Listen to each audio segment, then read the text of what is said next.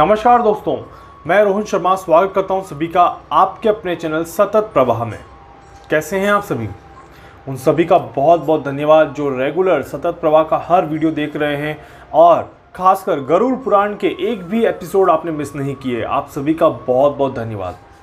साथ ही साथ उनका भी धन्यवाद जो अभी अभी नए नए जुड़े हैं और गरुड़ पुराण को देखने में उन्हें भी बहुत ज़्यादा आनंद महसूस हो रहा है। एक ऐसा गरुड़ पुराण जिसको देखने से, जिसको सुनने मात्र से लोग डर जाते थे, भयभीत हो जाते थे, उसको सुनने पर यहाँ पर उन्हें ज्ञान की अनुभूति महसूस हो रही है और उन्हें महसूस हो रहा है कि वो कितना अच्छा यहाँ पर अनुभव कर रहे हैं। मेरे पास काफ़ी सारे कॉल्स आते हैं गरुड़ पुराण को लेके कि सर आप जो बता रहे हैं वैसा शायद हमने पहले इतना सरल शब्दों में नहीं सुना। हमने जो सुना था वो काफ़ी ज़्यादा कष्टदायी या दर्दनीय था और हमने इतना डिटेल में भी उसको नहीं सुना था। हमने सिर्फ यही सुना था कि गरुड़ पुराण में तो सिर्फ यही बताया गया है कि मृत्यु के बाद कितना कष्ट भोगना पड़ता है।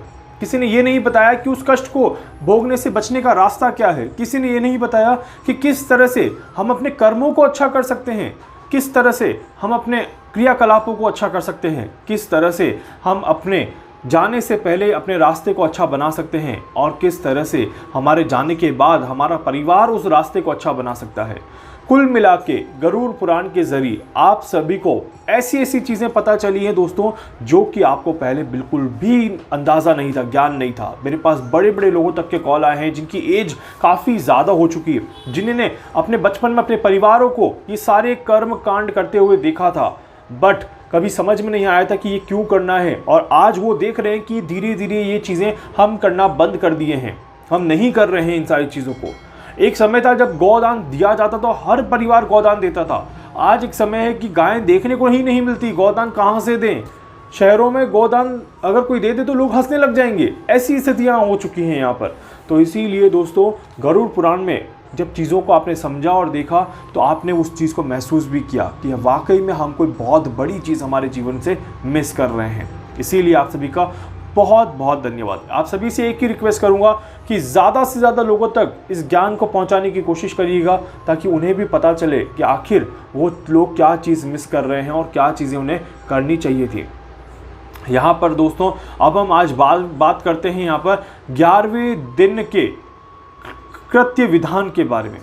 11वां दिन, मृत्यु के पश्चात जब 11 दिन हो जाते हैं तो 11वें दिन का अपना एक बड़ा महत्व है। 11वें दिन का क्या अपना एक बड़ा महत्व है, इसको समझने की कोशिश करते हैं। यहां पर भगवान कहते हैं कि 11वें दिन आप सभी को औदर्व देहिक क्रिया करनी चाहिए। औदर्व देहिक क्रिया का मतलब क्या होता है? औदर्व देहिक क्रिया को मैं आपको समझाता हूं। अभी 11वें दिन कहा गया है कि स्नान आदि करके आप सभी ब्राह्मणों को निमंत्रित दें, ब्राह्मण आ जाएं। उसके बाद आप क्या करें, पूरी तरह से पूजा करके विधि विधान के साथ आप मंत्रोच्चारण करके 16 पिंडों का दान करें। 16 पिंडों का दान यहाँ पर किया जाता है। 16 पिंडों का दान करने के लिए सबसे पहले क्या किया जाता है, तो सबसे पहले आपको भगवान विष्णु की, ब्रह्मा की, रुद्र की और यम की स्थापना करनी पड़ती है। विष्णु की स्थापना आपको चांदी से करनी पड़ती है, सोने से करनी पड़ती है। ब्रह्मा की स्थापना आप चांदी से करें और रुद्र की स्थापना आप लोहे से करें और यम की स्थापना आप रुद्र की स्थापना आप तांबे से करेंगे और यम की स्थापना आप करेंगे लोहे के साथ। मैं वापस बता देता हूं ताकि कंफ्यूजन ना हो। सोने से आपको भगवान विष्णु की स्थापना करनी है, चांदी से आपको ब्रह्मा की स्थापना करनी है, तांबे से आपको रुद्र की स्थापना करनी है और लोहे से आपको यम की प्रतिमा की स्थापना करनी है। यहाँ पर पश्चिमी भाग में गंगा जल से परिपूर्ण विष्णु कलश भी स्थापित किया जाता है। इसके ऊपर पीले कपड़े से बिछा के भगवान विष्णु की प्रतिमा स्थापित की जाती है। पूर्व दिशा में दूध और जल से भरा कलश स्थापित किया जाता है। उसके ऊपर सफ़ेद कपड़े बिछा के ब्रह्मा की स्थापना की जाती है। उत्तर दिशा में यहाँ पर देखा जाए तो मधु मतलब कि शहद का कलश यहाँ पर लगाया जाता है और उसके ऊपर रुद्र की स्थापना करी जाती है। और दक्षिण दिशा में अगर देखा जाए तो दक्षिण दिशा में काले कपड़े का कलश यहाँ पर लगाया जाता है। उसके ऊपर यम की स्थापना यहाँ पर करी जाती है, जिसमें वर्षा का जल भरा जाता है, इंद्रलोक जल यहाँ पर भरा जाता है। यमगढ़ जिसको हम बोलते हैं, यमगढ़ की स्थापना यहाँ पर हम करते हैं।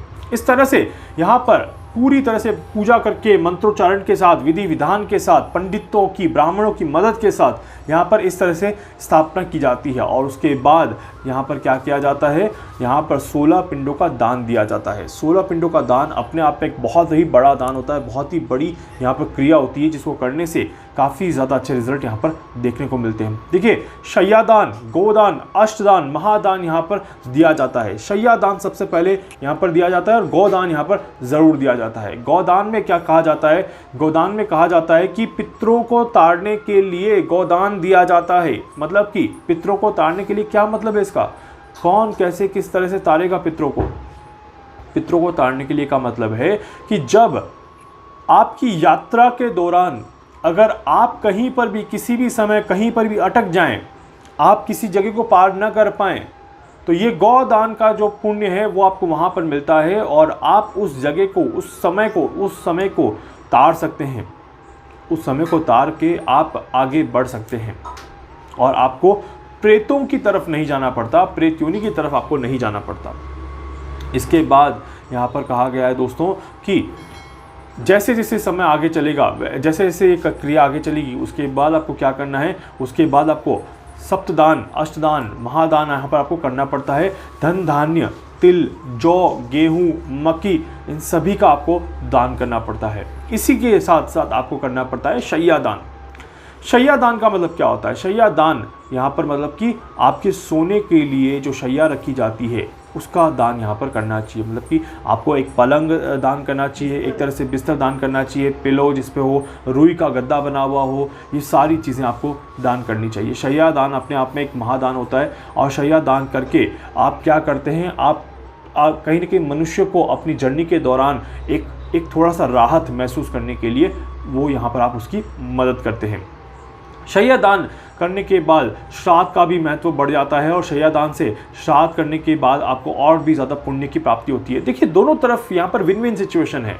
जो व्यक्ति मर चुका है उसकी आत्मा की तो मदद हो रही है और जो व्यक्ति ये सारी क्रियाकलाप को कर रहा है, ये सारे कृत्य कर रहा है, उससे पुण्य की प्राप्ति हो रही कि उसने अपने कर्म को पूरा किया।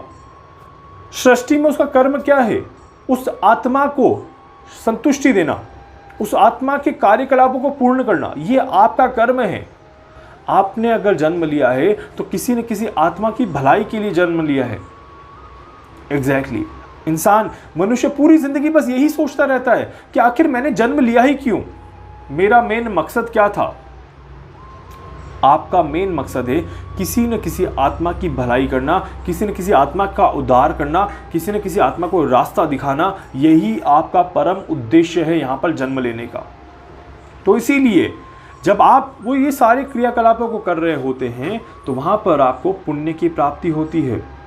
आप अपने कर्म को पूरा कर रहे होते हैं, आपको ऐसा लगता है कि फाइनली मैंने अपना कर्म कर दिया, मैंने विधि पूर्वक एक ऐसी चीज़ कर दी जो कि शायद मेरे नसीब में थी और शायद इसीलिए मेरा जन्म हुआ था और मेरा अब यहाँ पर उद्धार हो चुका है।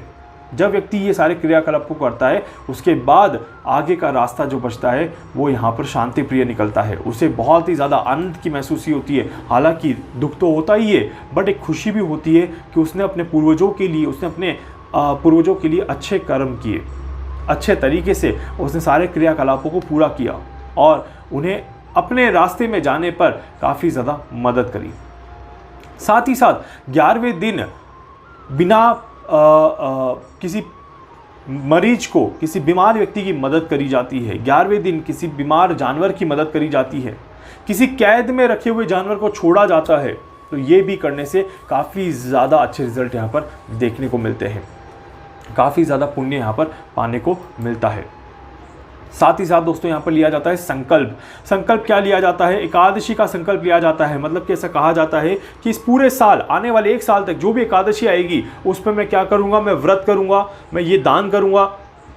तो कुछ संकल्प यहाँ पर लिया जाता है। मैं अन्न दान करूँगा, मैं जौ दान करूँगा, मैं चिड़ियों को दाना खिलाऊंगा, मैं पानी का दान करूँगा, मैं लोगों को पानी पिलाऊंगा। हर एकादशी को मैं अपना कृत्य करूँगा।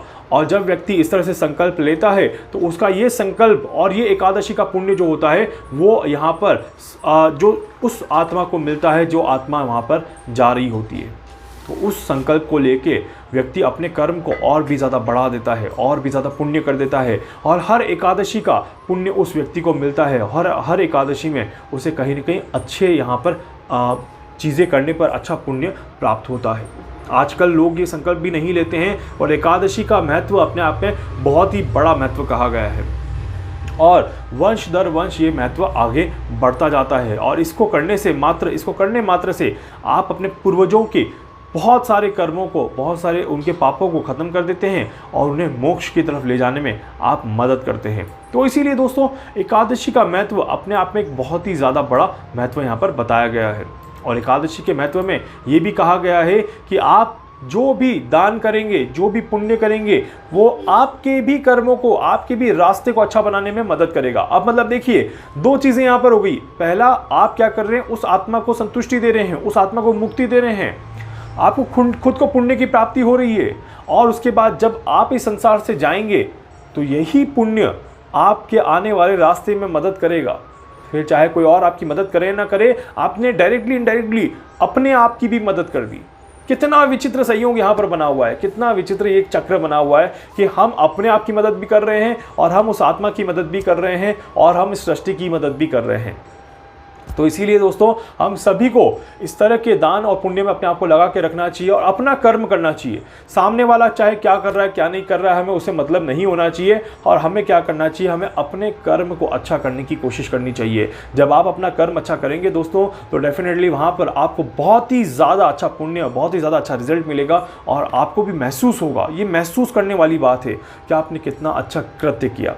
इवन आप ये जो सुन भी रहे हैं इस वीडियो को, ये भी आप अपने आप में पुण्य कर्म कर रहे हैं, क्योंकि आप कोई अच्छी बात सुन रहे हैं। आपने अपनों के लिए, अपने आने वाले समय के लिए कुछ समय निकाला, कुछ सीखने की कोशिश करी, और कुछ समझने की यहाँ पर आपने कोशिश करी। उम्मीद करता हूँ कि गरुड़ पुराण का ये अध्याय आपको बहुत अच्छा लगेगा, और आप इसी तरह से इस अध्याय में आगे जुड़ते जाएंगे और लोगों को यहाँ पर जोड़ते जाएंगे। वीडियो को प्लीज़ लाइक कर दीजिएगा, चैनल को प्लीज़ सब्सक्राइब कर दीजिएगा, बेल आइकन पे क्लिक कर दीजिएगा। इसके अलावा अगर आप मुझसे कुछ पूछना चाहते हैं, कुछ जानना चाहते हैं, अपनी कुंडली का एनालिसिस करवाना चाहते हैं, आप मुझसे संपर्क कर सकते हैं। मैं पूरी कोशिश करूँगा आप सभी की हर संभव मदद यहाँ पर कर सकूँ। धन्यवाद।